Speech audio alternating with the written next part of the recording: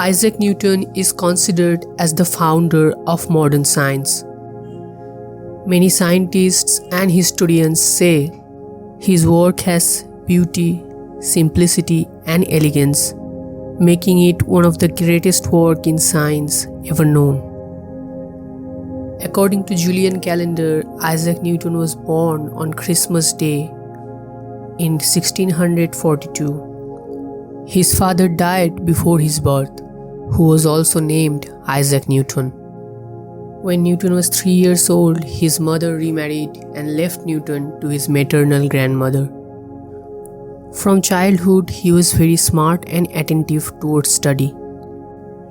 He went to the King's School in Grantham, where he learned Latin, ancient Greek, and imparted a significant foundation of mathematics. Like many children, Newton also got bullied in school. But he took it as a motivation, and as a revenge, he ranked top in the school. He also distinguished himself by building sundials and models of windmills. Teachers at school were also astonished by little Newton's innovative and creative ideas. In 1661, Newton admitted to Trinity College at the University of Cambridge. During his BA degree, he discovered generalized binomial theorem. Soon after, Newton obtained his BA degree at Cambridge in 1665, but the university temporarily closed as the Great Plague was broken out in all over the England. During this time, he studied privately at home for 2 years. He developed some theories of calculus, optics, and the law of gravitation. This 2-year period of time is about to change the science forever. As we all know the famous story, Newton and the apple. During this break, when Newton was at home, one day he was sitting under an apple tree, and an apple dropped from the tree. This incident made him to question why the apple fell down. Why did not it go upwards? He found the answer and discovered gravity, which started a new branch in science. With the help of his own theory of gravitation, he started to work on celestial mechanics, effects of gravitation on the orbits of planets with reference to Kepler's law of planetary motion. In his book Principia, Newton stated this law of gravitation and other 3 famous universal laws of motion, which are known as Newton's laws of motion. Together, these laws describe the relationship between any object, the forces acting upon it, and the resulting motion, laying the foundation for classical mechanics. These theories contributed to many advances during the Industrial Revolution, and still, after almost 400 years, these are being used in non-relativistic technologies in modern world.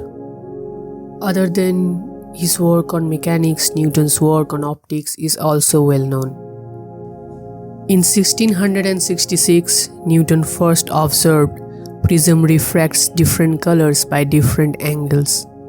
By this, he concluded that color is a property intrinsic to light, which until then was a matter of debate. Later, Newton investigated refraction of light by prism and lens. During this, he observed that color is result of objects interacting with already colored light rather than objects generating the color themselves. This is known as Newton's theory of color.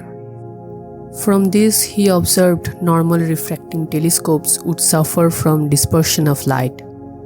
So he used reflective mirrors instead of lens and built the first functional reflective telescope. Today, this is known as Newtonian telescope. In his book Opticus, he demonstrated all this, including his theories on light.